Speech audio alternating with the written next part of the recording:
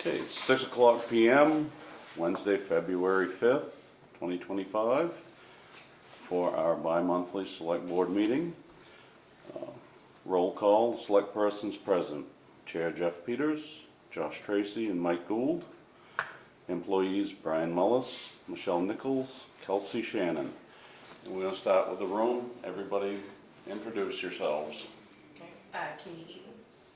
Samuel Eaton. Mike Fleming. Jamie Gilbert. Matt Blockwood.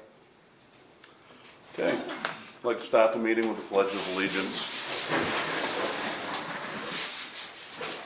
I pledge allegiance to the flag of the United States of America and to the republic for which it stands, one nation, under God, indivisible, with liberty and justice for all.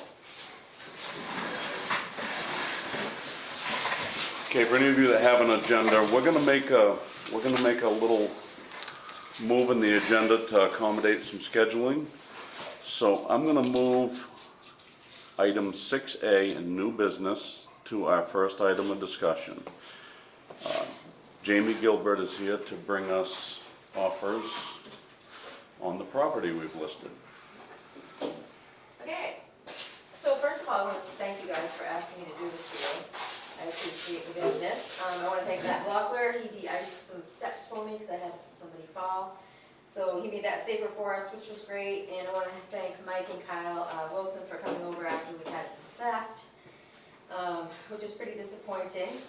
So I've had to go back and call everybody that was interested and that put an offer in and let them know that this has happened, that some of the copper piping, if not all of it, was removed from the property. So I did that, and I gotta say, out of 4 years I've been doing this, this is the craziest listing I've ever had. It went on Cheap Old Homes, and we sent out to 800 websites. It went into Cheap Old Homes, and they put it out, and it just went viral. It went crazy. It's 15 days it's been on the market. I've had 616 leads, 27 phone calls, 18 text messages, 39 email inquiries, 8 offers, and 4 were revoked due to the title issue for the municipal equivalent. So I have 4 offers here. The first one is from a gentleman named Wayne Douglas. He's out of Delaware. He has supposedly done these before. He's 75 years old, very nice gentleman. He's offering $15,000 cash with $1,000 earnest deposit and closing as soon as possible. His plan would be to eventually fix the home up and a place for them to come and visit when they came to Maine, and he just purchased another one in Machias as well. So that is the first one. The second offer is from a Sangerville citizen, Jennifer J. This one is for $25,000 cash, $1,000 deposit. Her agent is through Summit Real Estate, and they're asking that you pay the buyer agency compensation fee of 5%, which is more than I'm charging the town, which seems crazy to me. But so that would be $2,700 coming out of that $2,500 plus my 4%, and then whatever you guys have to pay. Any questions on that one? This third one is, I met with these folks, very nice people, probably early 40s. They've sent me a letter to read to you. Dear select persons of Sangerville, we'd like to introduce ourselves and share our intentions regarding the offer we have submitted for the property at 84 Main Street. Devin and I are small business owners. I have an auto body repair shop in Bangor, and she owns a bakery in Hermon. For the past few years, we've been searching for a historic property to restore. While we have considered several options, most were too far from our homes and businesses to be practical. This location is just 40 minutes away, which makes it ideal. After walking through the property and seeing the beautiful architecture still intact, we became excited about the prospect of owning such a unique piece of history. Our goal is to restore the property with care and respect for its character. Once we have completed enough renovations, we plan to make it our primary residence and move to Sangerville. We fully understand the commitment involved and are eager to take on this project. If our offer is accepted, we look forward to becoming dedicated and respectful members of the community. Thank you for your time and consideration. Brian Hawes and Devin Curtis. And he said if they were to get it, the first thing he's going to do is close up the house and secure it. Good That's call. great. So their offer is for $28,000 cash, $5,000 earnest deposit, close by February 26th or earlier if possible. They're not asking to pay any of my fees, they're fine with that. I think they stopped in the office too. He had a long beard, No, I guess it wasn't. he's got a long beard, very nice people. And they're okay with the title issue as well. And the last one, he's not my client, he has an agent, but they haven't gotten me the official offer, but I did speak to him tonight, and he does want to put this in, and if it's accepted, we can get that written up. So this is from William and Julie Lewis, they're out of Rockland. They said, "Dear City Manager and Select Board, in response to the sale of 84 Main Street, please find information in support of our offer. We certify that the information is true and accurate. We attest that we have no litigation pending or contemplated against any town or city in the state of Maine, nor do we have any outstanding or overdue tax, liens, or fine obligations in the state." Okay. I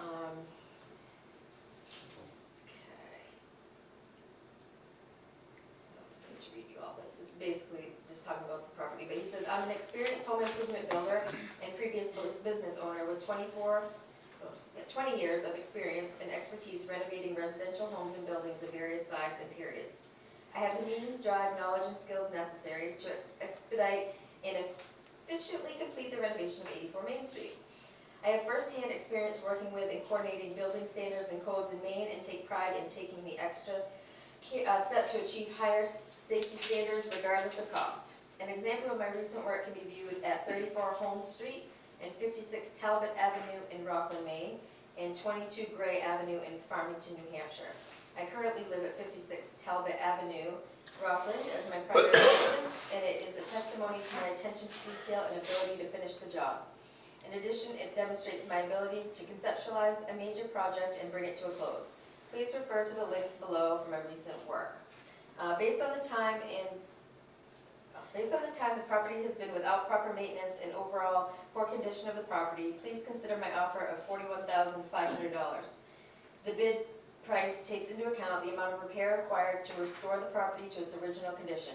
In addition, the following major repairs were also considered: foundation restoration or replacement, sill plate replacement, replacement of deteriorating load-bearing posts and floor joists, rotting exterior fascia and soffits, exterior siding condition, sagging floors in the property, sagging walls, and extremely poor condition of the garage and barn.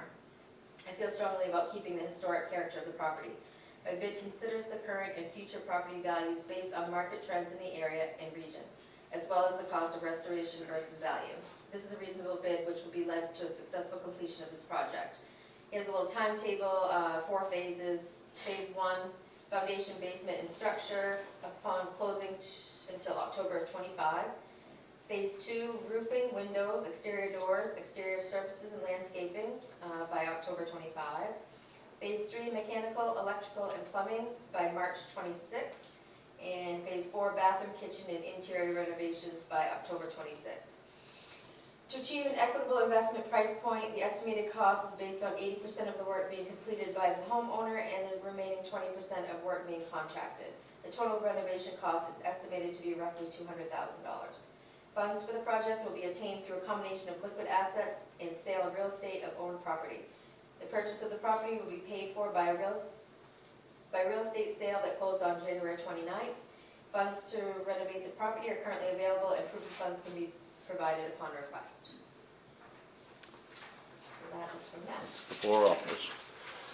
So, that last offer, that's an offer coming from another agent that is not a sealed, sign the paper offer, or it is? No, because when I talked to him today, his agent hasn't been able to get that written up for him. So I told him I would present it. If this was accepted, I'll write everything up for him, have him sign it, and then have Brian sign it. So. The 2 I have all prepared and ready that were signed were the $25,000 from Jennifer J. and the $28,000 from the Hawes and Curtis's.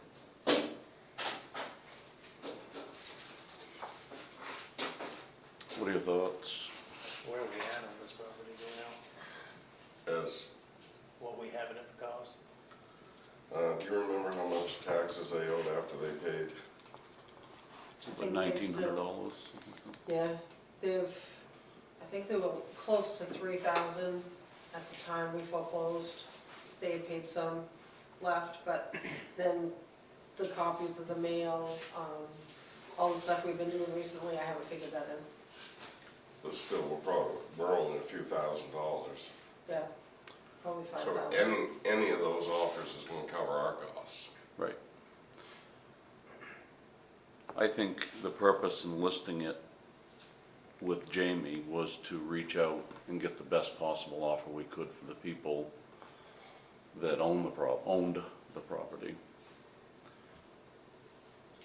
My concern is the ability of the high offer to go sideways without a signed offer here tonight. That's my concern. That third offer was the one that was, to be honest, the most appealing to me. I mean, that sounded like people that wanted to come here, fix this up, be a part of the community, business people, you know, people that are probably gonna be good citizens. Our job here is twofold. We have to represent the best interest of the people whom we foreclosed on. And we have, as a town, we own that property, and we have to look out for the best interest of the citizens. I agree with you on that to a point. I just think the higher burden you have, or we have, is to the citizens of the town of Sangerville. I do too. And I have to say too, that fourth one that was the higher offer, it sounds like he flips homes. And with the municipal quitclaim deed, he's not gonna be able to do that for 6 years. Unless he has something up his sleeve that he can work out somehow to get a warranty deed, everybody knows that as it stands, they're not gonna be able to sell it for 6 years. And these, That's my only concern with this guy, is if he plans on having it all done by next spring, he can't sell it, right. if that's his intention. And everybody that's made an offer, all four of them completely understand the deed, completely understand the whole deal. The two that I have signed the updated disclosures that I did with Brian to put in there multiple times that the title is an issue, because I am nervous about that coming back on any of us, so I wanted to make sure to disclose that in the listing as well as in the disclosures to make sure that that is in concrete.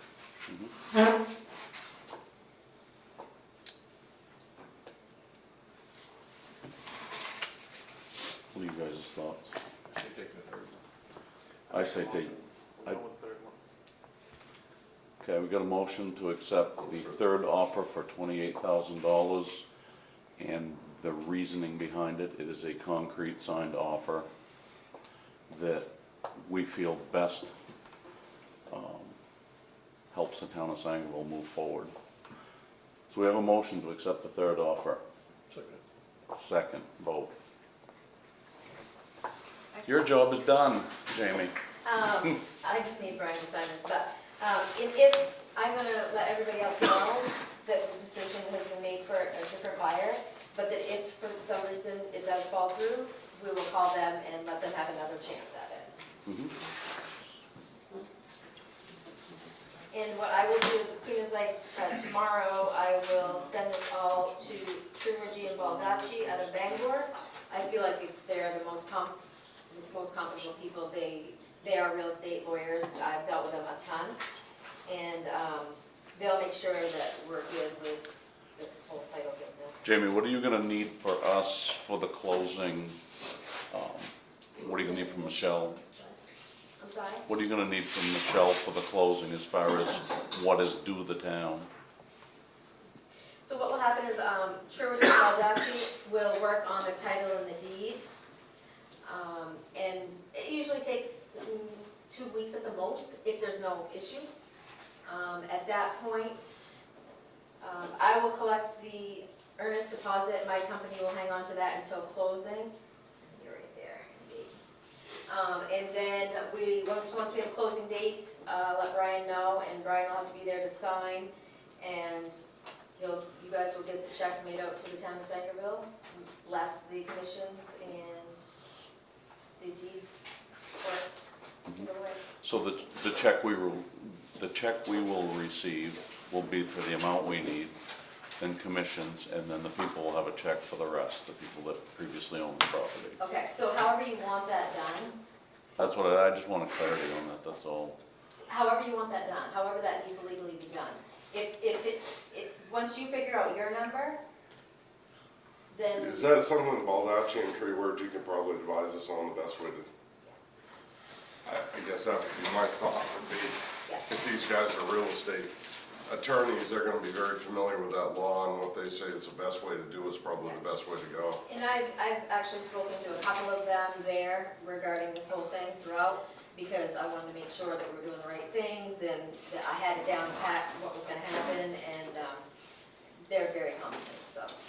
They will, what they'll do is they'll send it, the information to the first person, they get started with the deed and the title, then somebody will reach out to myself and you for any further information, if there's a mortgage due on it, and that's when we'll tell them what you guys receive and what they receive, and they'll make sure that that's done, and you'll see that closing.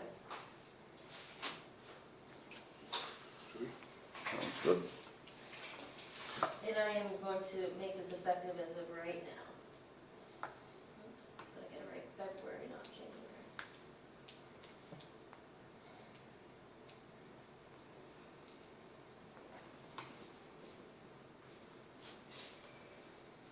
Okay, so, their $5,000 deposit will be due within 5 days to my company.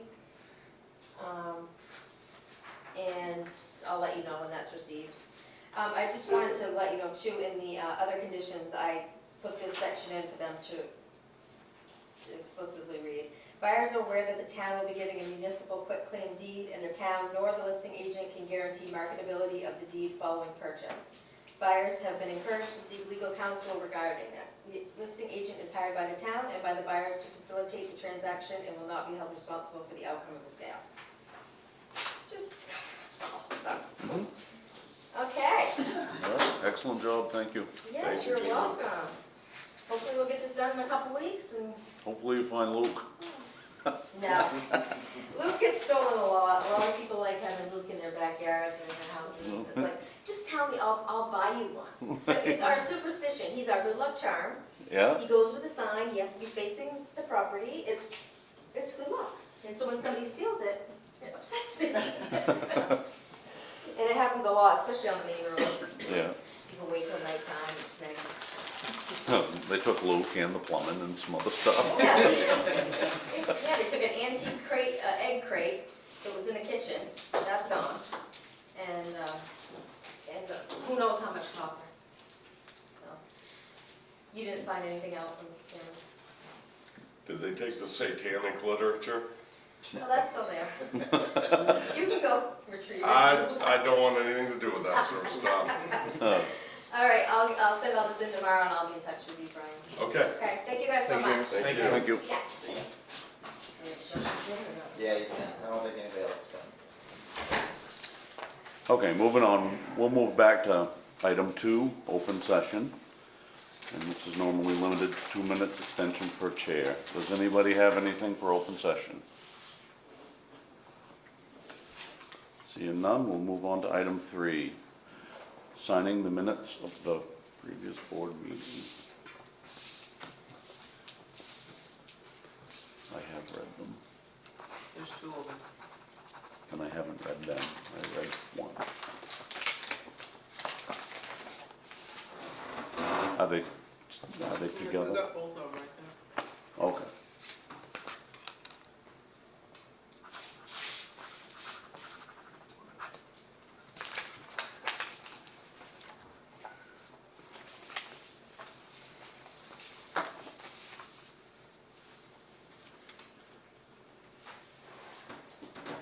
I don't know, I was going a lot quicker than I thought it would.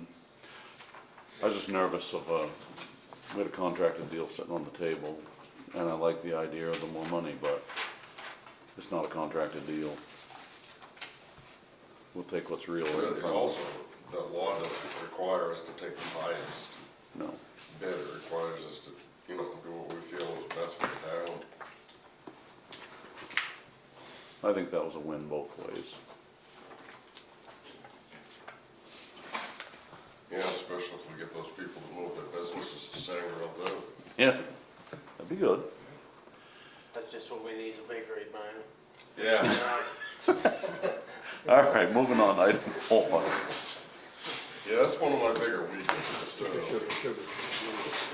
I never met a donut I didn't like. Item 4, review of the treasurer's warrants.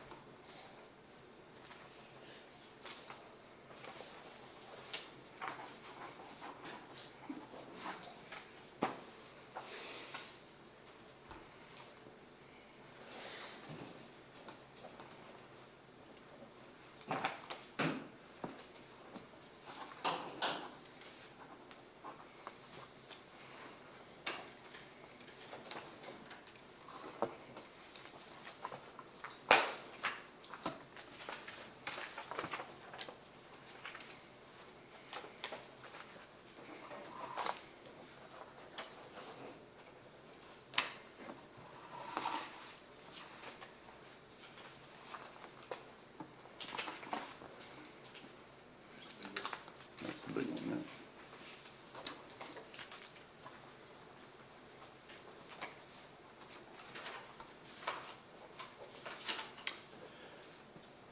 yeah. And these were treasurer's warrants, payroll 4, 5, and 6, and accounts payable 7.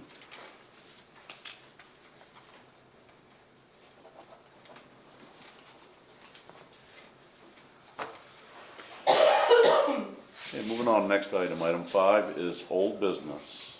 And 6 Mill Street seems to be the only thing in that You category. have in your packet a copy there of an email between myself and Bill Protective Services, which I think I've already previously shared with you, I've read it. as well as an email from our town attorney based on the questions I was directed to ask from last selectmen's meeting.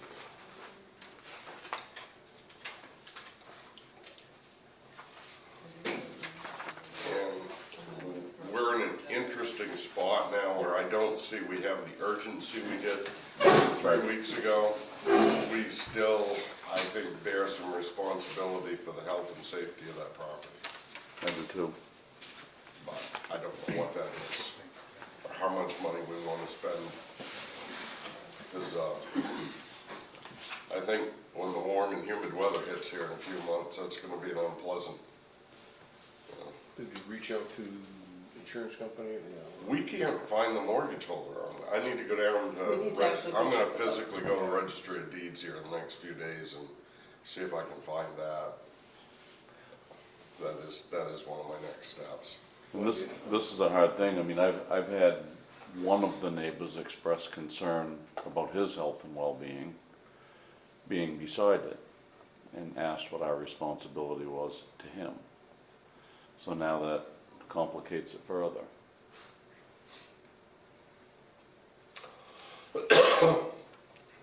I don't know. Well, I think the statute, main statute is fairly clear. I think if there's a dangerous building in our community, we bear some responsibility for attempting to remediate that within the law.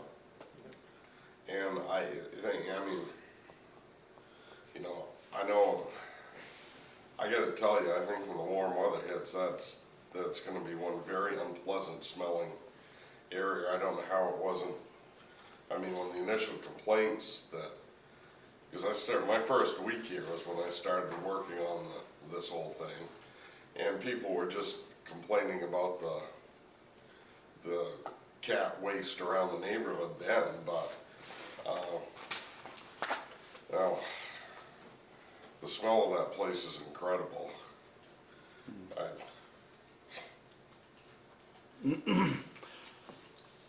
Right, I think that's where our responsibility comes in. And there's a legitimate air quality issue there. Like I said, I mean, I'm not holding anybody responsible for this other than myself, but do suspect that part of the pneumonia I had here the last several weeks came from being in there when I should have had a mask on and didn't.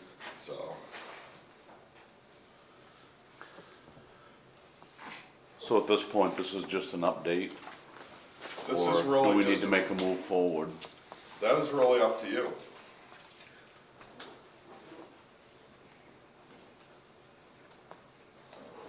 What are your thoughts? Well, I still think we ought to wait until we find the mortgage company and the insurance company and run that by them and see what their liabilities are in that matter. Yeah, I just wanted to make sure you guys saw it and discussed the opinion from the attorney that I got before we, but that's a valid position and, you know, well, I got a meeting at Central Hall Friday morning, I can walk across the street and check the registry. So you're gonna check the mortgage company and insurance company? I'm gonna do On what the I can to property. find them, yeah. Are the taxes paid through the mortgage? Yes. Could we research that part of it? Yeah. and find it? Yeah, it's, when you go on to the registry of deeds, it pulls up the deed, but it doesn't pull up the mortgage holder that goes with it. So we're gonna have to actually go to the registry, but the taxes are being paid through the mortgage company. Of course, the mortgage company, I think, may get a rude awakening here, because if they've taken her, if they're gonna put her into some sort of other living situation she has to pay for, they're gonna take her social security to do that, which is what she's paying her mortgage with. It looks to me like no matter what happens here, we're gonna end up with this in our hands to deal I with at believe- some point. I believe we are.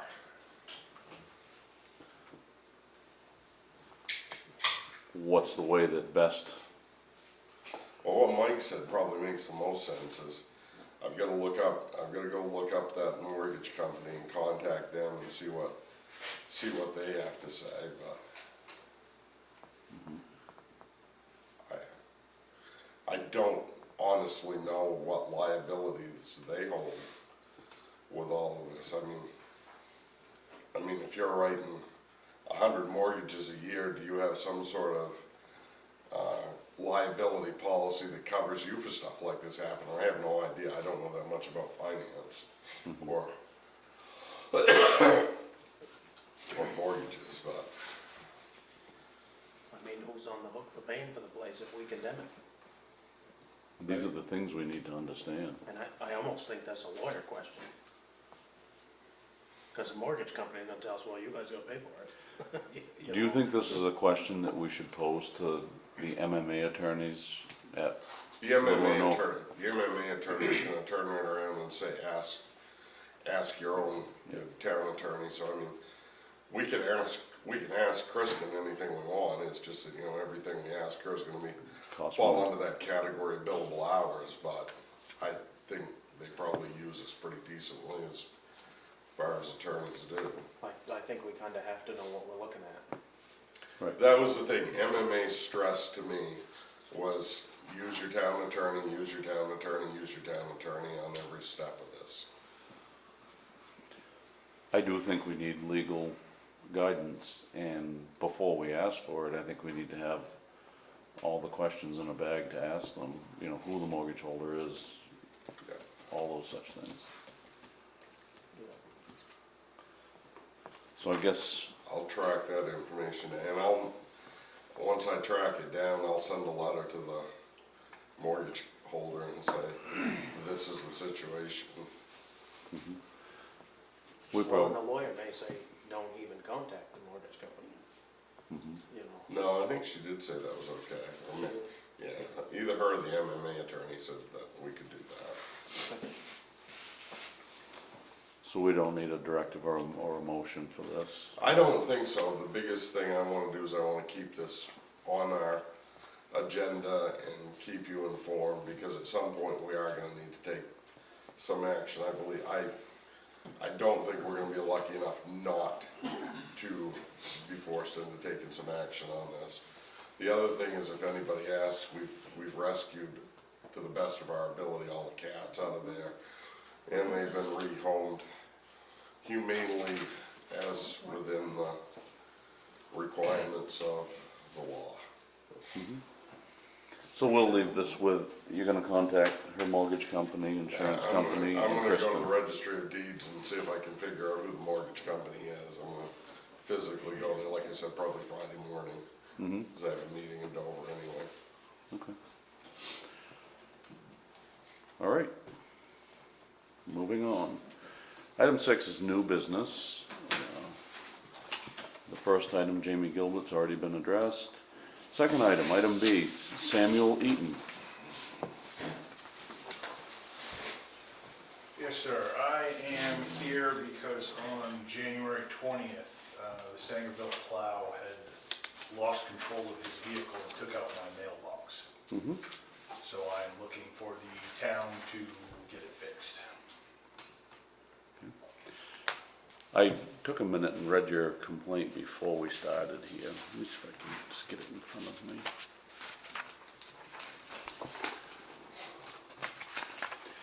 You've had conversations with Brian about this. I've heard about it or read about it in my email. Yep.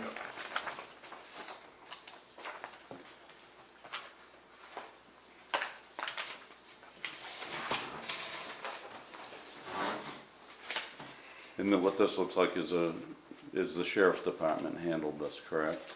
Yes, It was reported to them. Yeah, Officer Dow. Okay.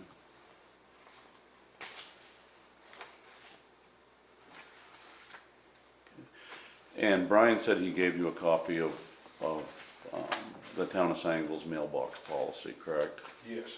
He did.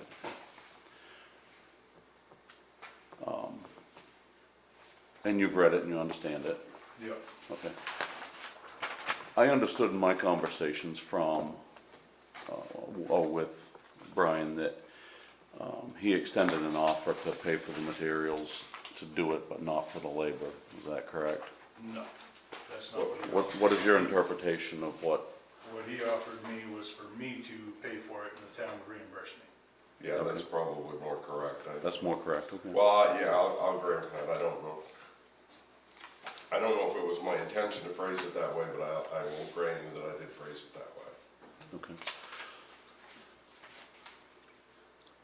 And matter of fact, I think exactly what I said was, go get it fixed and bring me the bills and I'll pay you. So, I've read what you've written in your complaint, I've read what Brian said, and I've read the sheriff's department's report. I haven't wrote anything, I'll be honest with Well, you. no, just that, Just your verbiage, your conversation with Brian, I've read what Brian had to say, yours and his And I did conversation. a fair documentation to the best I could of our conversation. Yep, and we had, actually, you went out and looked at that, didn't you, Mike? Yeah, I went out and looked at it as well. And you did too. This is my interpretation, I'm not speaking for the group, I'm speaking for myself. My interpretation is, Brian offered you something that's outside of the policy, and an olive branch, if you will, and, so my question is, what are you looking for that you're not getting? Well, if I lose control of my vehicle and I go off the road and cause damage to someone's fence or something, I'm responsible for that. Mhm. I have to pay for that. Right, Warren lost control of his vehicle, went off the road, took out my mailbox, mhm. I wanted to replace it. It's that simple. What was Officer Dow's opinion of the whole thing? Did he give you an opinion? He gave me an opinion, but I don't know if he had relayed it. He said the town was liable because it was an accident. He said it wasn't a situation where Warren was plowing by and knocked it over. It Right. wasn't a situation where he was actually performing his duties. He lost control of his vehicle. Mhm. And I understand the Sangerville mailbox policy, but I actually had a question on what the relevance to that actually had to do with my mailbox. So, I interpreted it as Warren is hired by our municipality to do a job. And in doing that job, he's representing us. Okay. That's the connection I made in my head. with that. That's how I viewed it after reading the policy, and if this was a malicious act, you know, out with a baseball bat knocking your mailbox over, it'd be a totally different feeling on it, you know what I mean? I do truly believe it was an accident.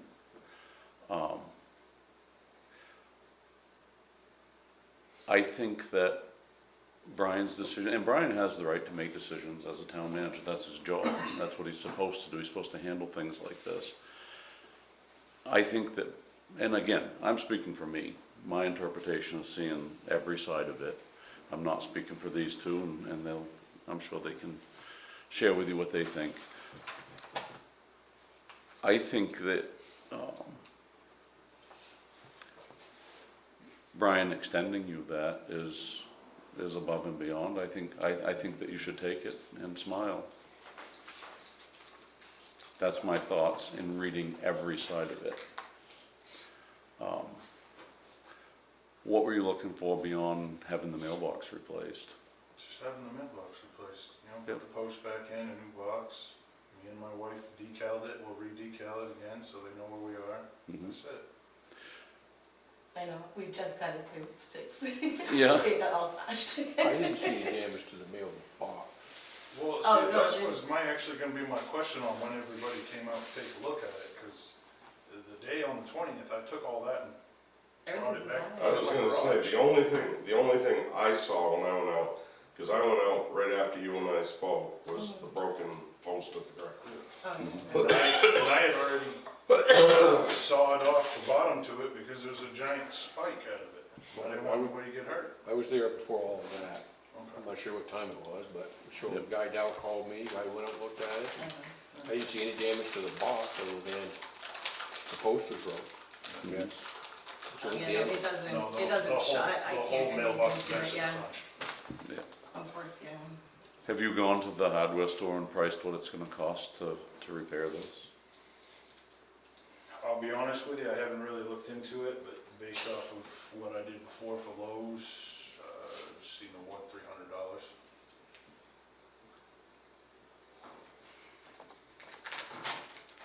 You guys got to add to it, what do you think? I know accidents happen, but there are plow guys, and if every time something happened, we'd be paying out to a mailbox, we'd be paying out all the time, and then that's just gonna increase our taxes, and I don't believe we can get in the habit of paying for mailboxes. I mean, I get that, the only thing Thanks. that's tricky is, like, I yeah. get that, but the thing that I don't understand is the man lost control of his vehicle. Mhm. It's not like he was performing his duty. Like, you guys don't even maintain our road where it was. Where the road is and where that vehicle is, the plow doesn't even come within 7 feet of my mailbox. That's part of what I'm aggravated about. Like every single time I actually have to pay my plow guy extra because you guys don't even get anywhere near it. That's what gets Except for me this. even further. Except So- for this. So he lost control, like, Right, performing his duty of Right. plowing the road.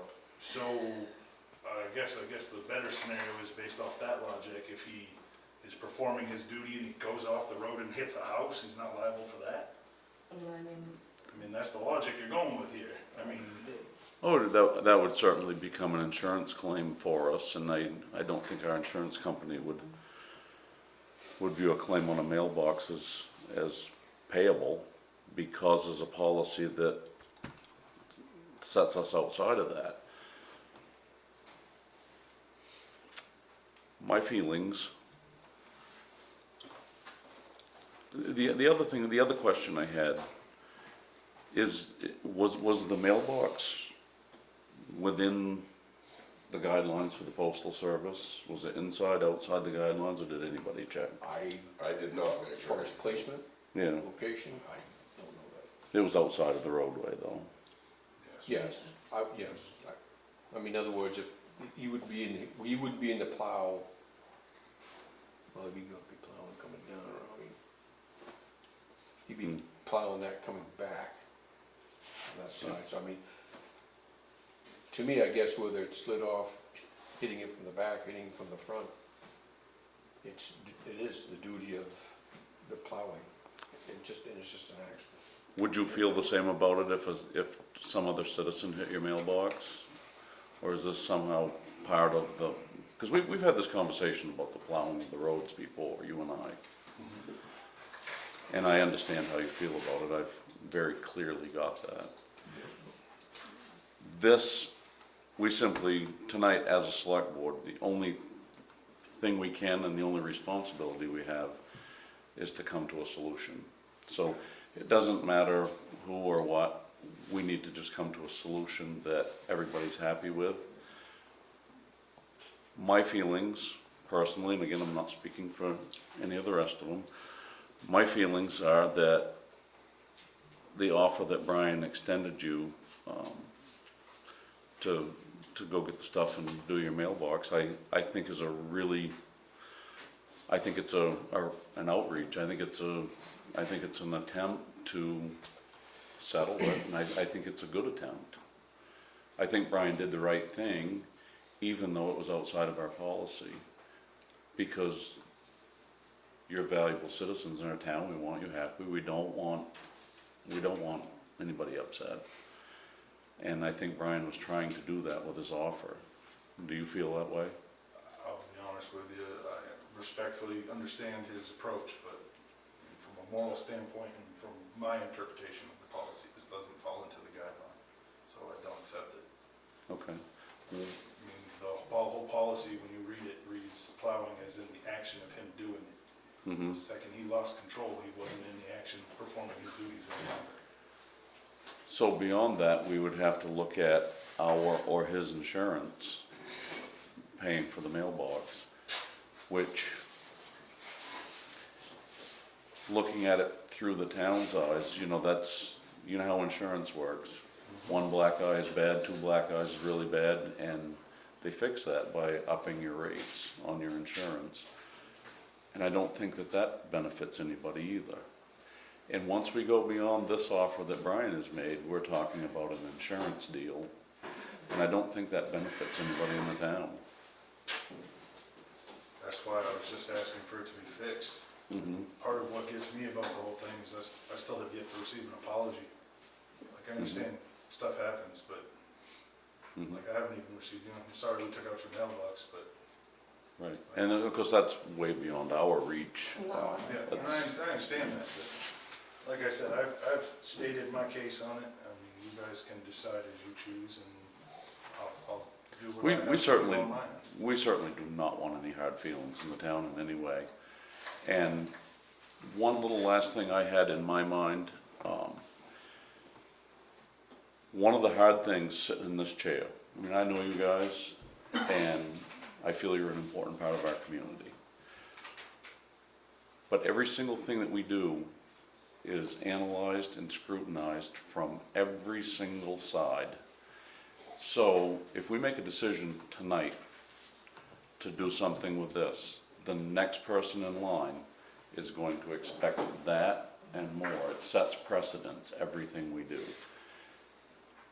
From my vision for what we signed up for the, you know, to represent the people of the town of Sangerville, I'm concerned with that too. And that side of it is a hard side to see from your seat. Oh, no, I can see it from that seat completely. Yep. I mean, I've read through the policy, I understand why the policy is in place, I understand the mailboxes are there, if the plow takes them out, I mean, it's our responsibility to fix it. Mhm. But the thing that catches me on the entire thing is he lost control of his vehicle, he was in a motor vehicle accident. While plowing. Yep. He wasn't plowing anymore when he lost control. No, but that's the reason he was there, is because he was plowing and the conditions caused his truck to slide and take the mailbox out. And that is the hard thing, 100% of the time, they are in adverse conditions doing their job. You know, it's not that he was texting his girlfriend while he was driving down the road. I mean, he's in adverse conditions, making the road better, and that's a hard angle for me to press on him. It's all around a hard call, but I truly feel that Brian made you a very good offer as far as getting the stuff and to put your mailbox back together.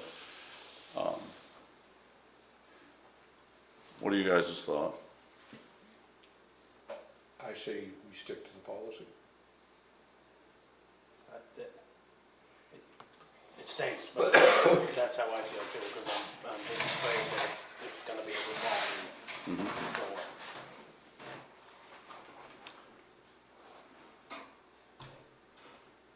It's your input, Brian, what do you think?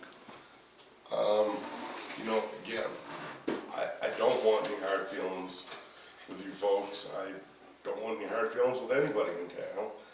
I understand this was, you know, not, I mean, it was an accident.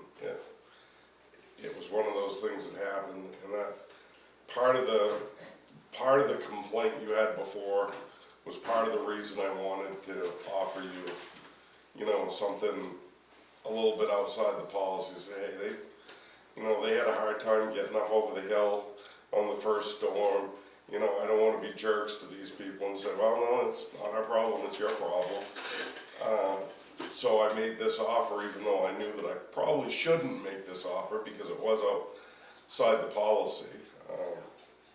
I would hope that if you decide at this time to take us up on that we could still honor that, but again, you know, they make the decisions. So I think we all agree to abide by what decisions are made here at this table. And I will say, anything Brian has said, I will stand behind.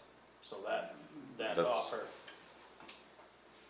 because he made it, I'll stand behind it. Had Brian not made the offer, everything we do sitting at this table 100% follows policy. Had that offer not been made, it would be just absolutely flat out no, and you'd have to discuss it with his insurance company. That offer's been made, and I personally don't feel like we should retract it. So what we're gonna need is a decision. Brian, just clarify before we go to a motion, the offer that was made. Well, let's make sure it's Sam, right? Make sure Sam and I agree this. What I said was that, and I thought I did apologize about your mailbox in the conversation, but maybe if you said I didn't, I didn't. Right? But I said, if you get your mailbox replaced and bring me the receipts, cost of the materials, I'll reimburse, the town will reimburse you for that. Was that fair? You agree that that's what we discussed? That is what we discussed, yeah. Yep, to put back what was there. Right. I would make a motion that we stand behind what Brian had said. Mr. and Mrs. Eaton can purchase the mailbox equivalent to what was there, and the town of Sangerville will pay for those items. Second. Vote. It's 2-1, it's a vote. All right, thank you for your time. Thank you, guys. Thank you. Appreciate you bringing it in. Yes. Appreciate the civility and the understanding. See you. See ya.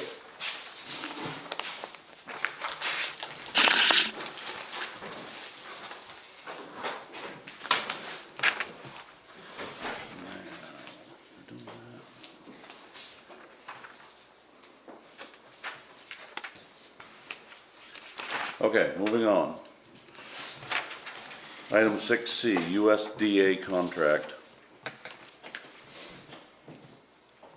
That's right. Did you make a copy of that? Yeah. So you should have it in your packets, I believe. This is from them, these nice, What's that? the beaver, right? This is the beaver Yeah. one? Yeah. Yes. So this is what I think Jeff Libby got us into last year. So this is the tracking of the beaver Yeah. contract. We're Right. putting a line item into the budget that's gonna say Josh's beaver problems.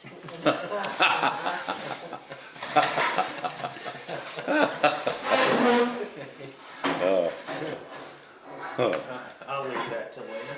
I was gonna say 15 or 20 years But I think ago. you got a fair amount of them last year, if I remember right. What's I that? think you got a fair amount of them. He did, got 6 and 1 sitting on Norton Mills. Yeah, and then came back, and Yeah, got 3, and then, 5 I more. guess in all Yeah. fairness, we got a lot of boggy areas where we've got a lot of I have to beaver. say, I have not seen one since, at least over my life. the one on Norton Mills, we probably should look at replacing that culvert and putting some sort of beaver deterrent. That one on the little brook right up there, just part way up the hill by the power line. Yeah, right, The if little you were brook going that towards runs the into power Baxter. line, right in the What's dip, yeah, deterrent? yeah. Huh? What's the deterrent? Well, I mean, they have those beaver screens, or they have a different way to, they got a T you can put on the end of the culvert so that they think it's going out this way and it's really going out this way. And whether they work or not, I don't know, but So the point of this contract is, is this something we sign annually? well, I mean, he sent it to us. They'd like to get their contracts done at the beginning of the year if they can. And this is from the guy that was trapping the beaver? That's actually from the USDA. I see We that. actually deal with somebody out of Wyoming technically, but, He works for the state, yeah, he's a state trapping contractor. yeah. So we So- only pay him on a needed basis. So we pay him whatever, I can't remember what it was, 2,000 total? It's on the next page, I think. That's right here. So I was thinking it was 20. An amount not to exceed $2,000. It says the cooperative will provide payment upon receipt of monthly bill to USDA, APHIS, in the total amount not to exceed $2,000.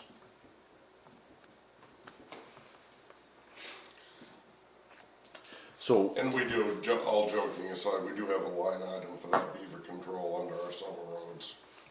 and that line item is $2,000. I believe that's what we left in there. Yeah, but then there's like, it seems like there was always, like, not every little thing is covered. They charge us a little bit of mileage and a little bit of time, you know. So do we have any options outside of USDA to deal Well, with the the hard beaver? part is, I don't think there's many people that have the outside of season. You have to get you have to have a trapper's license, they're and then the you have only to ones take a that special can do it. class to do it Yeah. outside of season. And the other thing I don't care for about this one is that they don't want to trap inside of season. They want us to find a trapper. Well, I had to give him quite a bit of crap last fall, like, we paid you a pile of money, and now you're telling me you ain't gonna come? I gotta go I've find gotta a go trapper. find somebody else? No. And luckily, he made a few phone calls to suffice his boss, Mm-hmm. and then that was okay. So we don't need USDA involved in this if we don't want to? We don't have to, no, We we just can call just, somebody like Frank Rollins or somebody that's licensed to do it? as long as they're licensed out of season. Yeah. There's some, as I understand, there's some particular restriction on just any guy with a trapper license doing that. I think the guy that lives, he's the first house on the right on East Sangerville Road. He's got the fence all around his yard. Kirby Roberts. Kirby Roberts. I think he used to do it for the town.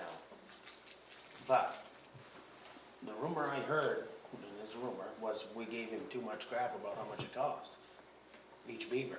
Well, if you've gotta go over there 3 or 4 times checking your traps, you've got a fair amount of money wrapped up in it. They have to be checked every day. If there's a trap in, it has to be checked every day. Right, Once a day, I should say. so,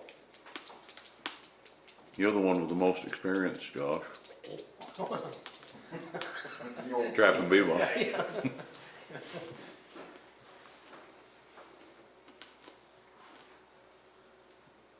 So you think this is a contract we should sign for the, I don't know. I don't know. I mean, I haven't ever researched the ad of, this is something that just kind of fell in with the road thing, you know? Selectman, overseer of the poor, assessor, and beaver mitigator. So Jeff Lee must have started, Yes, Jeff did, Yeah. yep. Yeah, 'cause this was nothing I'd ever seen before.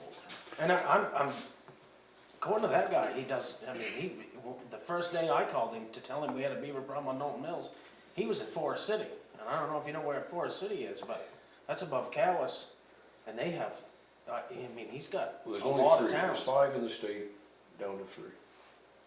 He goes clean to McCormick, Yeah, And he goes every day to check the traps. Yasta. every day. Wow. And they'll take care of all of our beavers not to exceed $2,000. Well, if that's how you read it, then That's what it says. I mean, to me, that's a pretty It good says deal, the I guess. cooperator will So provide what do- payment. What do we pay up front? It doesn't, the only thing with a dollar amount attached to it, the cooperator will provide payment upon receipt of monthly bill to USDA APHIS in the total amount not to exceed 2,000. Question, is this 2,000 per month or 2,000 per year? Well, the next page is a breakdown of the costs. Gotcha.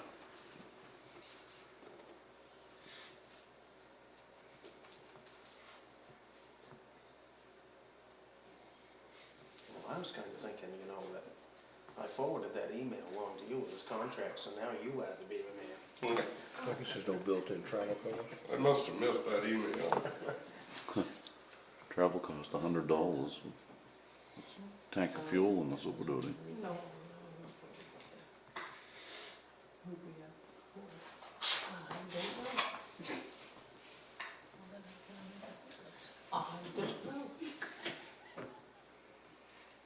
I'm still, after reading it, unclear on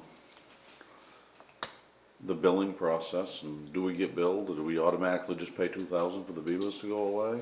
You know that?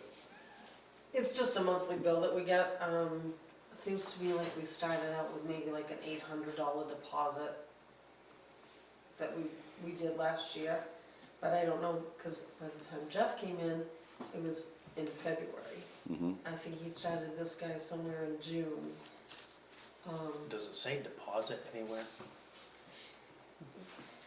Is there a contact person on the contract? 'Cause I haven't even looked at it yet, to be It honest. does not. I've got all Ben's info, right? Yeah, go ahead and- Yeah. That's the draft. What was our beaver cost last year, do you know? I don't know off the top of my Yeah, head. I can tell you real quick. Where do 'cause your we- paperwork? I think we had it broke down. These guys Had it broke prepared. down as projected and then actual. What was it under? I can't remember. Summer roads? Should be under animal control. Well, it's not. There you go. Well, we could have made our public works department look better by putting it under animal control. Because the 2,500 is gonna make a big Yeah, deal. that was really good. We do other wildlife. I wonder if we could find a beaver rescue organization like we found a cat rescue organization. Well, for some reason, it says we only spent $277.51.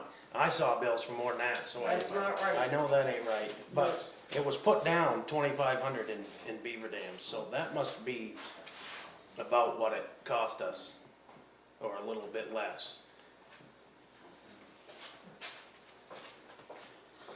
If you guys want to table this and have Josh send me the information sometime in the next week or so, I'll try to track this guy down by phone and have him explain things so I can read it back. Because I hate to sign a contract thinking of $2,000 a year and it's $2,000 a month, you know, and it doesn't really break it down, I don't. so I understand it.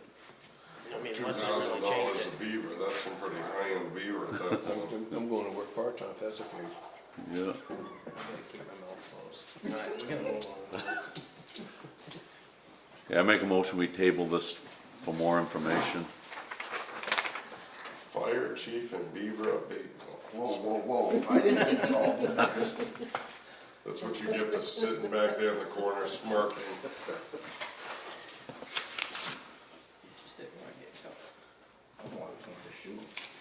So to move on, I make a motion that we just table this until we have more information. We need a second. Second? Vote. This is tabled until we have more information. Okay, item D is appointment for utilities district. And that we messed up because you don't have that. Okay, I don't even know who we're gonna make appointments for. okay.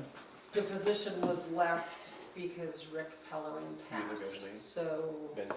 I'm not Nice. exactly sure, I think I got it's his number. Toby Cleaves Yeah, I is just- interested in taking that position. I just Okay. sent it But we to, need to follow up and double check on that before, so we'll table that till next When's meeting. Toby getting married? That is what I That's was what told at work. Yeah, that's what I told would- that he was interested in doing it. So are we he's gonna be reach in out to Toby February. and, 15.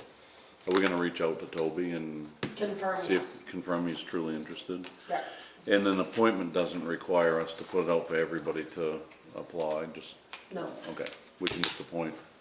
And what will Let me see happen is Toby will finish Rick's term, and then he'll be reappointed. Okay. And that will take place in town meeting. Town meeting. Yeah, So this is an appointment to fill a term. right.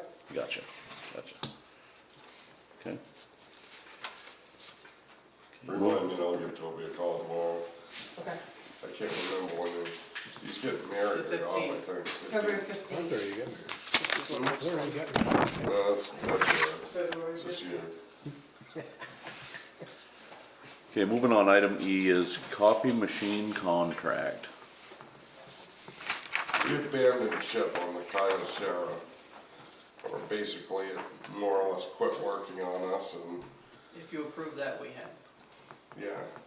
We've already fixed the problem, we just need you to retroactively no, sign it. it didn't work the other day when I was in there. It's I figured it out. operator error. Somewhere over there. But, basically back when we knew we were having problems with this machine, I asked Kelsey to check around and everybody goes with Transco in the area. And everybody we talked to was happy with them. We contacted them, they came in, it's roughly the same price or a little less, isn't it? It's close to being about the same price. I think we were paying $145 a month, and it's up to $206. And that includes the buyout of our contract with Kyocera. Because that one, it actually doesn't expire until June. But it was a matter of that machine leaving or being thrown out on the road. And the Kyocera, they weren't as responsive as we would have liked. They also weren't effective when they did respond to us. That paper that contract's on was printed on there, and that looks good compared to most of them. Being Right, So- on the pink, yep. So we went ahead and kind of decided to go with Transco anyway and just and asked to come in here and have you guys approve the contract. No. We'll get you a bag of Bic pens. Yeah, that's a budget cut. Actually, we're supposed to slide them all around. You got that right, Brian? So what exactly does the contract do? Yes. If repairs, Repairs, toner, drums, whatever we need, they just come and take care of it. We call, and they just come in and take care of it. We sent a message when you were there, I think, Right, and he called right back, and then I called because I had something else I couldn't figure out, and the next morning he was right he showed up at the office. there. He lives, Yeah, It's he a lives back in room. Dover. that's good. and That's he good. We will like come, top-notch service. doesn't matter when. And he checked today to see if there was anything that was, if we had any issues. You know the farm out on this Dover Road where Dan Steinke owned at Gershon? That's where he lives, he bought that place. Oh, cool. There's money in the coffee business. Yeah, that's what I was just gonna say, I could I was a idea little- what that place went for, and guess I'm in Well, the wrong business. You know damn well Dan Steinke didn't give it away. Where'd he Yeah, go? I've done a lot of work in Dennis, lucky. He built a new place up off, I think, didn't he? Up off the, that is up there by Bob Peterson's off the, Just up around the corner. Parsons Landing. Yeah, So Michelle, this is going to be, we're gonna increase by $50-some per month for our contract did to go with Transco. Right, the budget, has the budget been changed for that? to reflect it, yeah. And do they warranty this equipment? Has it got a warranty on this piece of equipment? Or they just provide the service and they just fix it when it's broke? They just provide the service and fix it. I mean, if the machine gets to the point that it's not copying for us, they will replace the machine. So we just contract and that's it? Did We we have, pay the we, machine up front, or is it just part of the contract? It's just part of the contract. Well, I make a motion, we accept the contract. second, vote, done. I mean, everything's included with it, All right, so. so, Yeah. Okay. Item F is the warrant article draft for the town meeting. We've all got a copy of it. So this would be the draft that was compiled by the budget committee, correct? Or you and the budget committee? Well, this is, to be honest, to be honest, Michelle and Kelsey did all the work on this. But she took the numbers from the budget committee, what the budget committee recommended and put into the warrant articles. What my thought was, is that we come back here next Wednesday night and sit down and carefully go through it, article by article, and make sure that what is going in the town report and what is going in front of the voters is what the selectmen want and in the manner they want it done. So basically, this is just to give you a document to get the thought process started. Well, and the thing is that we've gone through 2 town reports. We knew that last year we had issues with the town report for multiple reasons. So we've gone back to 22, and there was some articles that were missing that should have been. So we tried to piece the warrant back together the way it should be. Special town meeting, you had an article about accepting grants with matching funds. We added that to that warrant, so it would be in there. We took a class today that dealt with writing warrant articles, and one of the suggestions was to do and or. And the reason if you do and or, if somebody wants to appropriate from general government, general fund, rather than raise taxes, you can do it within that article by doing it that way. So we added that to the articles that you're reviewing. We had one last year that the and or bid us, right? Yep, That was 440,000, wasn't it? I think so, yeah. And there is some corrections or notes But in there. one of the problems with that, to be fair to the previous board, is that was a citizen's initiative. Right, it wasn't written by the board. Right. And the board challenged it, and there was an attorney opinion on it, and that was convoluted right from the get-go. And I think one of the things we need to do is make sure our warrant articles are very clear. And that people understand what they are voting for. Right. And we've tried to go through and make sure that all the articles match the funding. So if you look at your sheet from last night that you had, and you look at general government, the total's gonna be different, because the 69,000 for the municipal building needs to come out. So if you compare that article to your actual financial page, they're not gonna match. Because of the 69,000, we had to pull out. So just a second set of eyes, whatever you guys have decided or talking about, things we need to do in town meeting, that's what we tried to cover.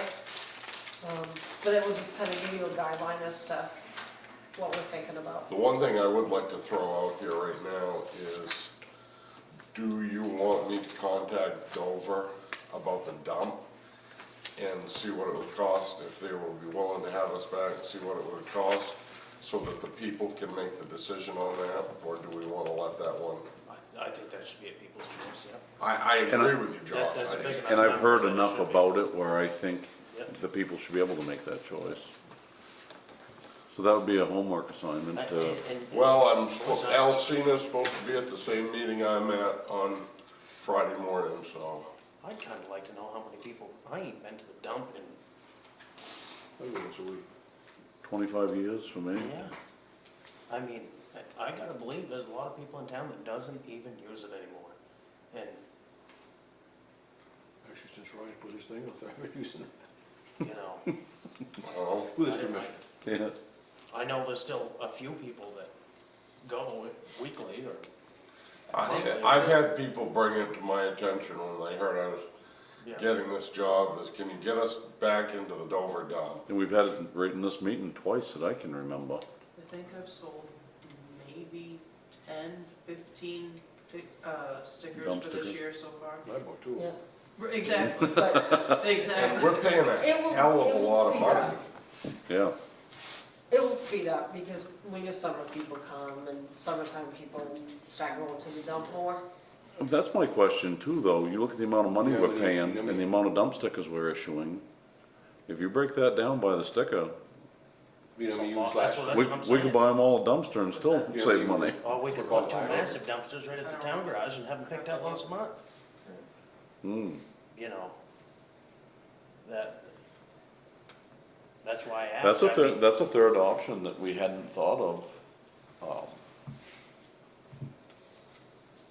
I mean, I know a 40-yard roll-off is expensive, it's like $800 a pickup, but But look But at, we're look paying at the contract a- price on We're that. paying, what, solid waste. $12,000 a year is what we're paying. There's a check. I was gonna say, there's it's a check in right there, here. cause I initialed it today. 11,000-12,000 a year too. In the Maine Solid Waste Association. I thought we were paying a lot more than that to them. Maybe we are. We're Maybe paying that was just one $126,000. quote. I was gonna say, I thought contract was I $126,000. thought it was over 100 grand too. I just wrote Maybe that was 1 month ago. I don't know. It's 10,000 something for 1 month. Right, that's To the. contract with the dump, yeah. But I think there's different rules and specifications if you actually start having containers at the garage. Right, you probably gotta be inspected by the state and so on and so on Yep, and your so on February and was so on. $10,965.10. It's a month. That's just for the month. It's over a grand. And how many dump stickers have you issued since you've been here, Kelsey? Like I said, for this year, we might be up to 15. Last year, Right, because we changed I- over January 1st, they and- changed their colors. Dexter's adamant about a dump sticker, right? Yeah. They won't let You- you, Dover used to let you in all the time, They- you didn't have dump sticker. last They, year. don't- I'd be wicked interested to know how many dump stickers we issued last year. I get it. Yeah, so it won't be hard to look it up, we can figure that out.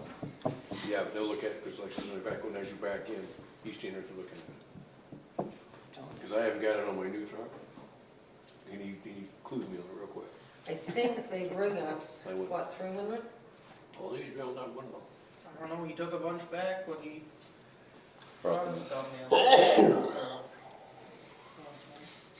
You know, Dover. It's funny, we're right in the middle Then of you this pay budgeting additional, thing, and like, to me, What you for the would amount of dump guarantee stickers we're issuing, that seems like a That's all. lot of money. could- I think a lot of additional people, if you debris drive issues, around, I think if you look, you know, like a lot of people are doing Truck roadside shingles, you pickup. pay extra, and the Yeah. same with any They extra don't wood. have the means You're to right, take it'd the be- stuff Well, that's what I to mean, They do Dexter. it around. you Wonder take a if you 40-yard contacted roll someone off. like That's Dove's or Trash Busters or something like That's it. that and said, hey, what would it cost to do service for every resident here? 50 grand for all the residents or something, like, I wonder if it It would. would be a better service than what they're getting. Seems like a lot of money. That seems like a Take lot of their money to own me. trash, you know. The only other thing that you haven't considered in there is a lot of people like contractors doing work going out. Now, they pay extra for that, but if we didn't have a contract with them, would they be allowed to even go in and pay extra to get rid of stuff? Well, contractor just have to have a dumpster on their job. What, Well, most that's true. contractors now just get a dumpster, because it saves them money from not having to travel and, Not only They that, it, throw anything in it. right? right, and it eliminates the whole hazmat thing. When I tore down my house in Guilford, I ended up putting in hazmat dumpsters. Yeah. So it cost me $420 a year to have Trash Busters or Doug's come pick up our trash. I can give him a call tomorrow and see. And how many sure, why don't we how many do this? residents do we have? How many 1350. Households. households, there you go. Right, that's what we gotta look at. I know, I did it off population the other day, and I was like, whoa, Whoa, Yeah. that no, wasn't no, no. smart, no. I was trying to think how many tax bills we send out. It's like 500 or 600, I was thinking the same thing. No, it's more, it would be more than that. I don't know, it wouldn't, would it? I don't think so. So there were 1,300 residents, 1,350. Right. Some of them have one. So if you just roughed it out with 500, just give us an It's idea. 4 and 9. That's 315,000 if we go with 750 Yeah, residents. so that's not an option. Yeah, but they're gonna give you a better deal. If they're getting everybody and they're doing it like they do now with their. Your side lifter. Right. The hard part there is if somebody wants to demo, where do they, Yeah. take There's it? a lot more to it. I just wonder if we could get away with a roll-off at the town garage. Or Just a two or three, generic demo debris, or two or three different ones, yeah. right?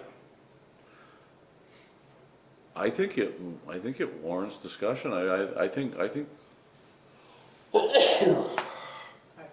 One thing, I can't forget what that guy's name was, he lives on, How much do you pay a month? the older guy that comes in with the black. $35. oh, yeah, Rick yeah, Dobson. Dobson. Yeah, He came with that I say, concern, because he said, didn't he have to the turn number around and pay seemed big, additional?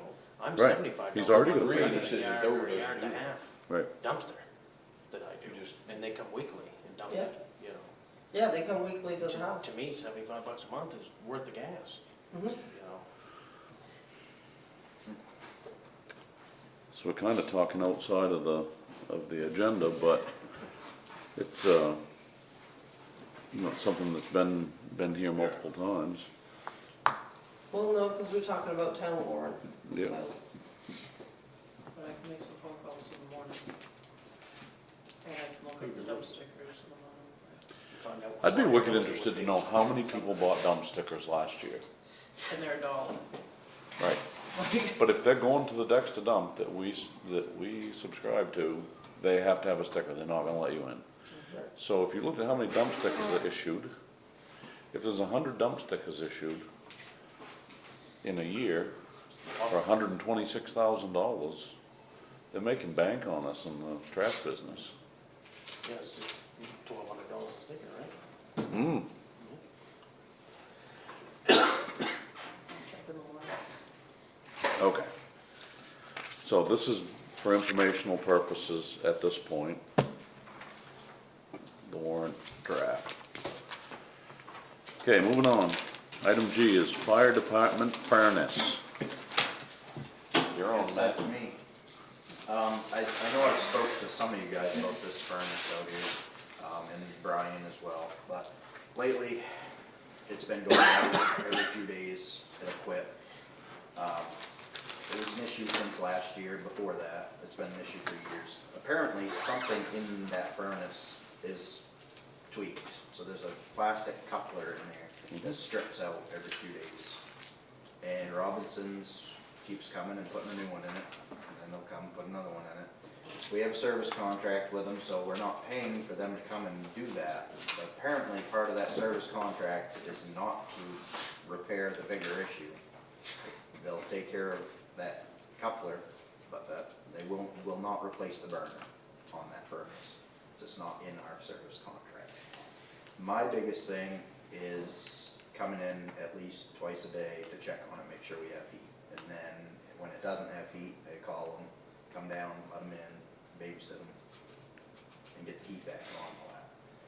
So we went ahead and got some quotes just so that you guys had options.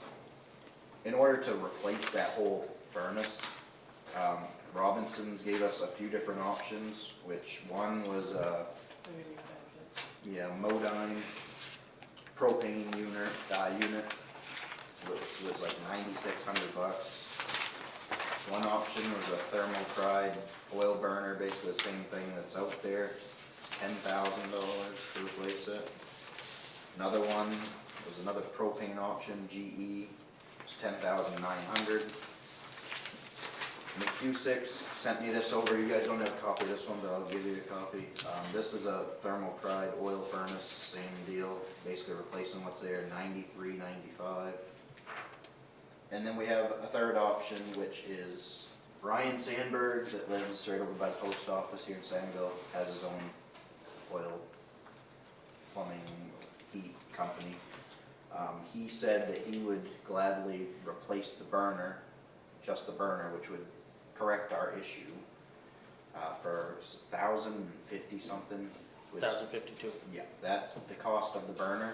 He said that he would donate his labor because he spent time on the fire department. He would do that for the town.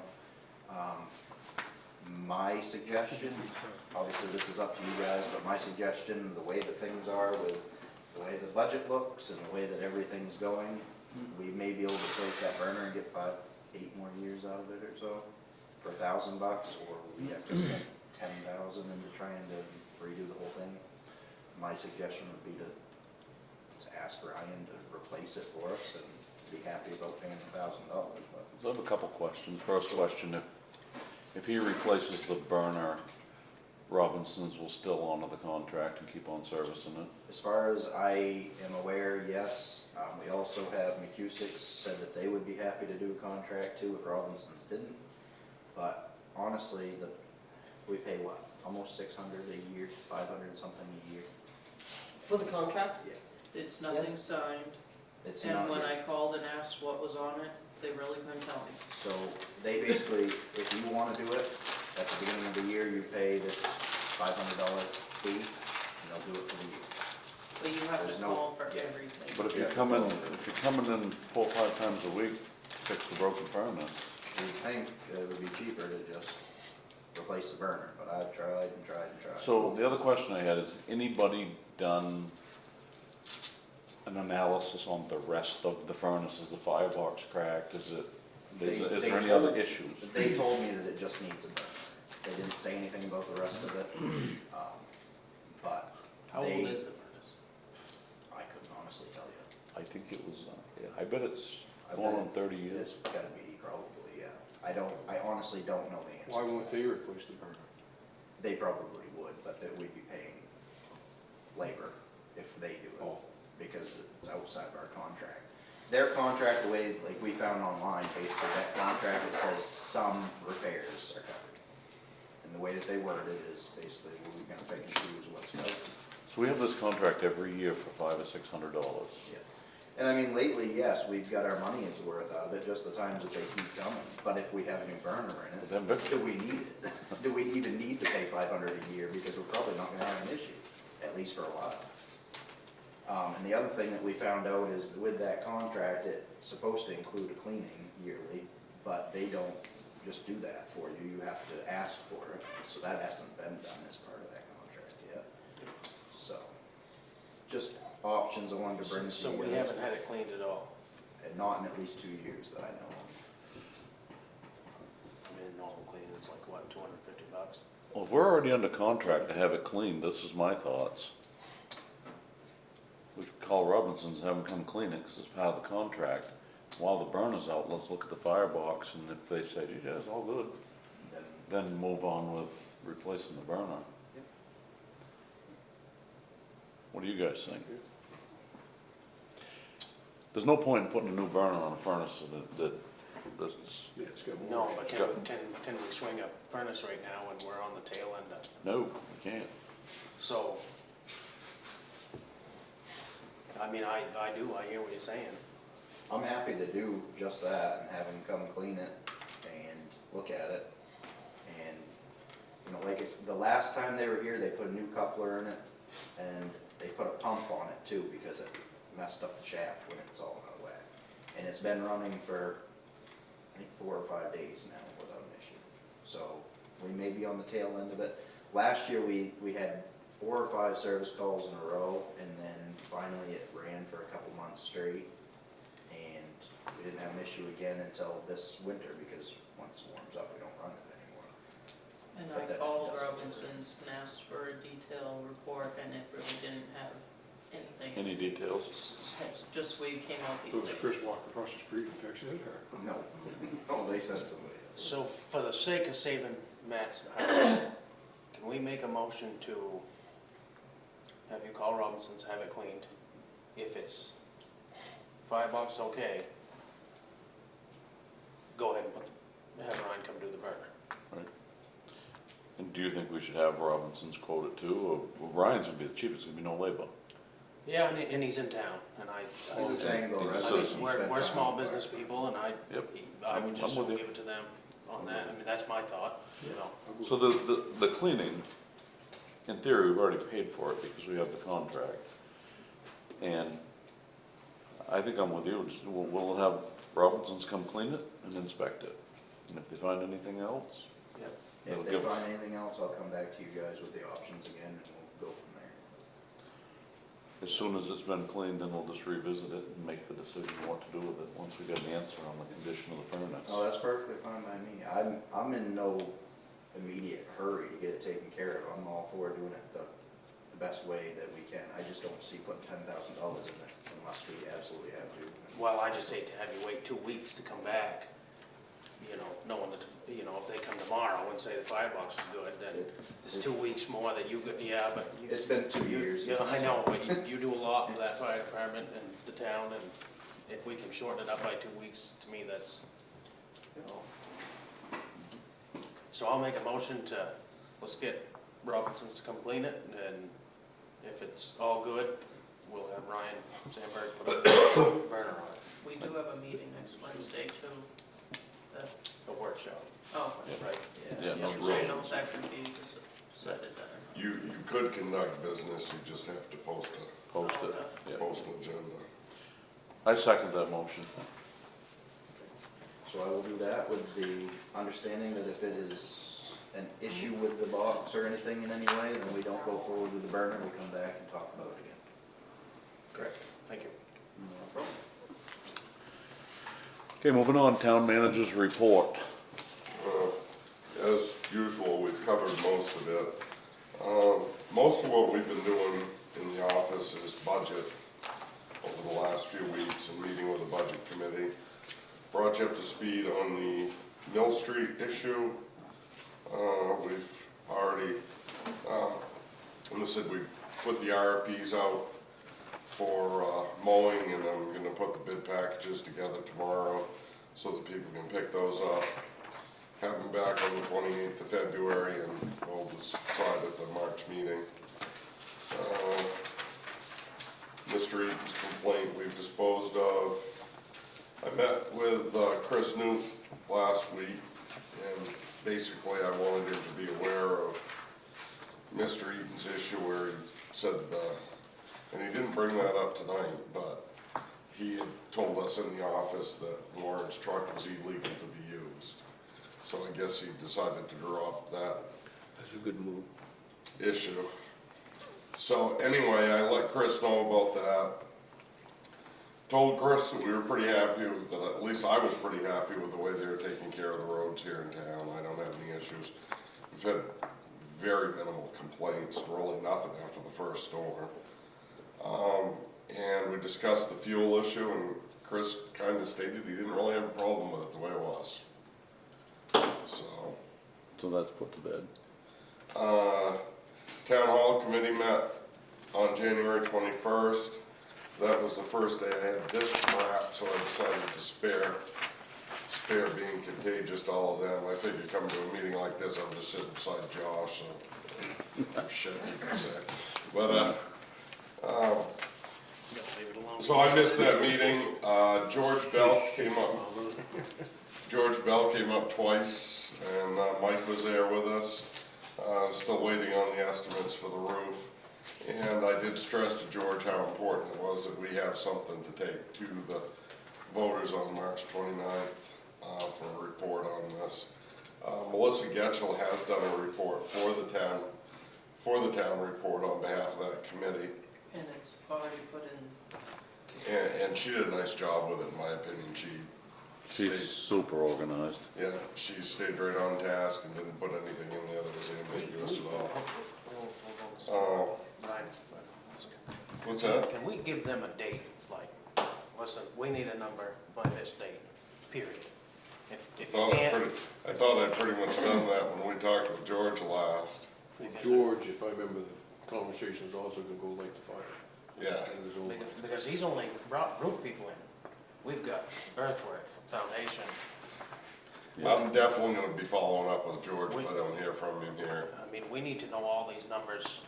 I mean, we're coming into crunch time at the end of March. We had a I mean, pretty if we don't have these numbers by April 1st, we ain't gonna get nothing done this year. That's true. The Vermont guy, pretty much right there, kinda gave us somewhat of an idea, but didn't have anything in writing, but.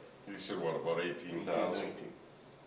But we need it for the town meeting, so we need it before it. We really I thought need we'd it. seen We that. ain't even had anybody look at the foundation, like, so, I would call them. Yeah. Back when the first committee met, we had some people come in and they set up lasers and did look at it. And we have, Dennis has all of that information. We do have some ideas on what it's gonna cost, but Right, And George has been in and done some work on it too. right. So I will get back in touch with George. we need to not just light that fire, we need to pour gas on that fire. Yeah, badly. Send a missile. Send a message, Missile. a missile, there you go. Well, that sends a message. Big Yeah. smiley face on the front of it. You got that loud and clear, right, Brian? You did, okay, Yes, just wondering. and I'm right there with you, I know you are. That's one of the things I thought this week is I need to call George and follow up with him. Did you get his address? I've got everything he has now. Okay. Well, one of the issues with, Send Sandy over. one of the issues with, Steve Gavoni is he's the engineer George works for him, and I didn't know that. Felt a little bit bad for a minute when I started pushing pretty hard there, is Gavoni's going through cancer treatments. Because I started in on George and I said, your boss is not real good about communicating with us. And it felt a little bit like the backside of a horse on there, but anyway. I also met with Mary Ennis and Chris Mass, the Historical Society in Dover, where they did that Central Hall project a few years ago. They had a lot of good advice for us. They are more than willing to help us in any way they can with what their knowledge from their process was. And the biggest thing they said is if the town could get the structural part done, the roof, the foundation, get what we're calling phase one done with tax dollars, and get us, back into that first floor of the building, what they recommended was then go to some sort of a 501c3 corporation to do the really expensive stuff that's gonna be up on the top floors and which I think is gonna be really expensive. I don't think we're gonna pay $1 million to do the phase one stuff. I didn't get a sense it was gonna be that expensive. No, I don't think so either. I mean, it probably is gonna be well into six figures, but it's gonna be under $500,000, I think. So I think there's a lot of merit to that, we as the town get it insurable, get it usable, get the town office back in there, and then go to other funding sources rather than tax dollars to do the rest of it. That almost seems like be a really good compromise for the people. But that was a crux of that meeting. I'm continuing to research for grants and everything, but that is what it is. Have we followed up on the bond issue? Yes, Paul Davis did that for us. He did. Gonna be a few months before they have anything. We got our hat in that arena though. Oh, we will have. Paul is keeping a close eye right on that for us.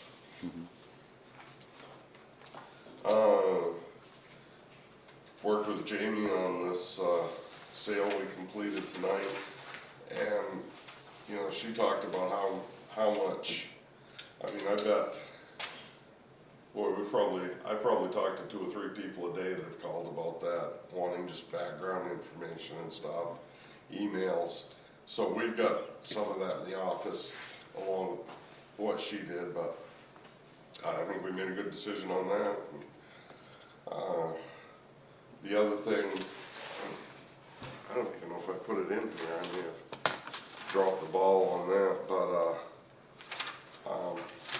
road committee met last week before we met with the budget committee, and I've got another paper in there that I sent around to you that's essentially the bare bones rough draft of a 5-year plan for what we're looking at to do for roads that we came up with the road committee. And it is gonna be expensive. And as you guys all well knew, when you took this job, It's expensive and there's no good way around it. That's correct. And I don't believe that bond issues for roads are a good option unless we have no other option.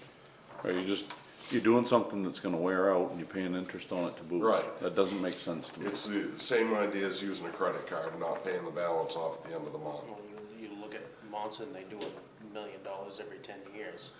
And they're falling behind every 10 years because it ain't enough. You know? The other side of this, people need to realize, this is the reason we pay taxes on our property, to have these roads to drive on. This is what we're Well, supposed to and be the doing other with that thing money. is, if you don't have kids or grandchildren in school, basically for town services, the biggest thing you're using are the roads and math. That's correct. Which pave half of Silver's Road and then you get paid the other half. Cause it's almost 6 miles long, It ain't gonna be half. and again, it's a draft. That was just a throw together. I think Silver's Mills is gonna be like probably a 5-year plan. That's good, cause that's That's 5 point, I we think, can't just keep paving a road that ain't worthy of paving. We've got to rebuild that road right from one end to the other, just go right through it. that's gonna be the biggest, the biggest cost road we've got. But it's Mike's road, so you better take care of it. Well, we pay that much coming all the I way. drive on it every day, I'd rather Oh. spend money on something else. It's Matt's road too. You can just take a detour to Astro and you pay it right up. And Oh, yeah? So this is just an FYI for us. Well, actually, you. Yeah, Food for well, this is something we wanna get out, Josh and I have been talking about, I'm gonna do a road commissioners report in the town report and kinda stress the need, try to stress the need, we were talking about doing some, of these, like vision board type things, Presentation at the town meeting. yeah. If we're looking for money, I mean, the better you can show them. And I think each one of us should take a piece and explain it. Here's your piece, Josh. I got the road committee to help me. Yeah. But they'll understand it better, for sure. Right, I think, well, come transparency, you know, I mean, if you can get them to see it, then they might be a little more willing to. And the hard thing is, times have changed so much in what things cost, and the job climate and the pond that we're pulling out of has not changed like the cost of doing things. That leaves one thing, everybody pays more. Right. And it stinks to do it 2 years in a row, but. You know, But it's gonna be 5 to 7 years in a row. Yeah, but last year, some people didn't see much of a jump. Others saw massive jumps. Yeah. This year, because there won't be a reevaluation, the jump is gonna be spread evenly between everybody, you know, if we do that. We just, I don't think there's gonna be any way around a jump. And 1187 is one of the lowest mill rates probably in the state. However, we just need to be cautious that the rate jump is not extravagant. Speaking of that, we talked about it in the town office the other day.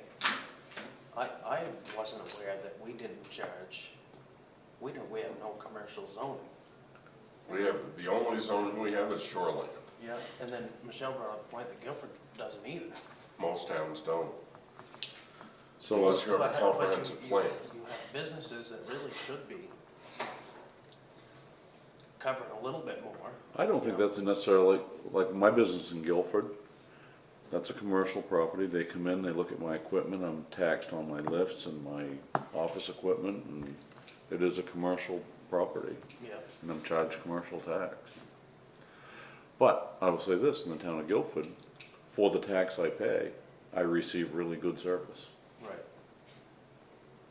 Yep. I was just, it's a, you know, you look at big cities and, or, and it, the business holds the brunt of that tax.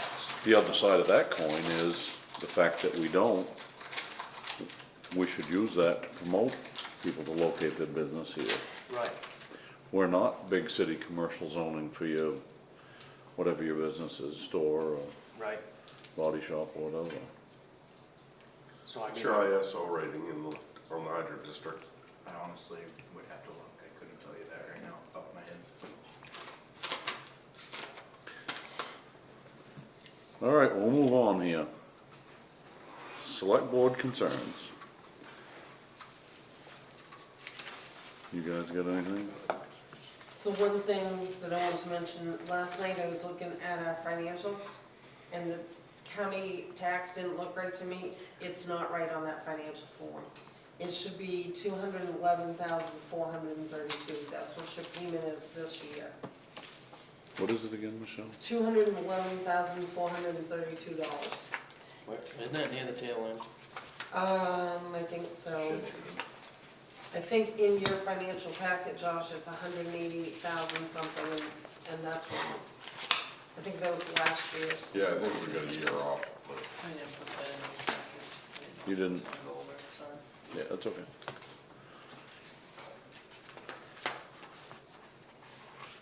As long as you guys got it yesterday. Yep. Gotta be taxed right there. What was it? $211,432. That was a pretty good jump. 22,000, I think. was it both? Yeah, I was gonna say it's about 9%, I think. So Paul Davis is who we yell at about that, right? Paul was a little frustrated because I think Yeah. there was I think he is as well. a lot more willingness to spend than he had there. Yeah. I had one more thing, I apologize, I didn't ask to put it on the agenda, I didn't really think about it, but, with the rec committee, they had expressed some wants to look into updating playground equipment. And I asked them to kind of hold off on that and let me, apply for a grant for that instead of trying to work that into any kind of budget right now. And I reached out to a company that does that stuff, we get a bunch of information from the town, and also the playground in Dexter, they dealt with these people, I guess. And I just wanted to kind of ask, is there anything in particular that you guys expect there, any changes as far as playground equipment before I apply for this grant? The rec committee basically wanted to update what's inside the fence there, redo the swing set that's out towards the back baseball field, but they also wanted to try to put a piece of equipment on the other side of the road nearer the soccer field so that kids that are watching with the soccer games don't have to cross the boat landing road to go to a playground. So that'd be down in that little gut in front of the gazebo? I think somewhere in that area or by the parking area, just that they didn't have to cross. But I just want to make sure before I write this that there isn't anything that you guys expect to be different or. I don't know who would be responsible for that decision if we made changes down there. Is it us Yeah. or is it the people? It would be you guys, I believe, yeah. So basically, we would just be taking the rec department's recommendations, what they wanna do, and just saying yay or nay, right? Basically, yes. That's just kind of what they envision seeing down there. I'm expecting a quote anytime from that company for what that equipment would cost to basically do what they want to do. And then what I would do is plug that into a grant, and if we get approved for it, we get a check for that equipment. We would just have to worry about getting somebody to plug it in. Oh, you gotta have them sign that letter for Rhonda I for mean, a grant. the only thing I would say is, basically everything is make sure it's up to safety standards. Yeah, Otherwise, that's- that would be- That's the Yeah, first I thing thought- that he asked me, I he thought said, she send me sent it to pictures you. of Did everything she that's not there, send it there's to certain you? things, certain regulations. that Oh, we you have to remember she follow. sent one to So he me knows that I all put that over stuff. on my He's letterhead and working signed it through all as that. Yeah. town manager, then I sent it to you to put on for the select. Other than that, I didn't think get that that one. rec thing The should only be one I have is yours There's a- that you signed. quite a Okay, few So- people on that We can do that Committee tomorrow, have them stop that in. have a true passion for that. Yeah. And they're gonna make a better decision I than wondered we ever about have. that, but I- I thought. And that's what I think that's where I was going, is We can, just like you us, said, we a can yay make and nay to their recommendation. Right, Let them sort through the details of it, and yep. That's we'll just really- say yes or no. That's really all I needed, was just to hear Yeah. that if you're awarded the grant, you'd accept the equipment and, you know. Rhonda and Jason are working on a grant right now, and Yeah, they're doing I- another one as well. Community Foundation one, I signed a support letter for that today. The selectmen need to sign one, but we, kinda dropped the ball on that. Mhm. And, so we're gonna have that tomorrow, so that if you guys can drop by the office tomorrow or Friday and throw a signature on it, it'd be helpful. That one is basically to get money for like the vans that they use Yeah, to do. because Right, and they have a deadline of December. And it would help pay for the community day February van. 14th. Yeah. That kind of stuff. Just to try to encourage some people in that area to use it, I guess. The only concern I had, this mailbox thing, I think the outcome would have probably been different had it had been approached differently. I don't think what you did was wrong, and this is not me condemning what you did. It just created a little bit of, Yeah, in Misunderstood. retrospect, I would have done that differently, to be 100% honest. this is not a chastisation at No, all. no, I understand. I This is mean, I just a kinda- conversation about I it. kind of felt that myself, that I should have, I thought I was doing something decent for the guy, I think you were. and, I should have known better. And I think if it was brought to us, we probably would have reached that same agreement if it, but, yeah, it's just, with the policy stuff, it's so hard setting precedent on stuff, and that's my biggest fear, is just that whole little precedent piece. Yeah. Did you know there was a policy previous to him coming in? Yes, because I pulled that policy out, so I knew I was going outside of the policy, I just. Yeah. No. Tried to put out a fire. Yeah, to be honest, that was it, said, look, and I really didn't want it to be one of these things like this guy's saying the town is just out to get me, they were mad because I complained Right. about this, and now they're not gonna do this, and then, I follow. just kind of, let's smooth it over and see if we can make everybody happy here. Yep. And in the end, that's what we all wanna do anyways. Right. Bottom line is we work for them and everybody else in the town, and we just gotta balance that out, but don't take it in No, anything I- other than just conversation. No, if I had to go back and do it again, I wouldn't. I just was a little bit appalled, and you would have thought that pretty much anybody with that office, yeah, That's cool, yeah. but the way he responded, I was just like, I should have just said, hey, sorry. And just, said, if you don't like this, we'll just take it to the Board of Selectmen, but That was a good way to handle it. Nope, that's done, handled, and I think they're okay with it. I think they wanted to make the point that about the plow truck. And Yeah. point taken, whatever. And again, I don't think it's right for them to have a personal axe to grind because of the plowing not being perfectly to their standards. And we don't know that that's what it is. True, we don't. We don't, we can only just assume, but it went well, it's good. Okay, moving on. No other concerns, correct? Moving on. There is no executive session.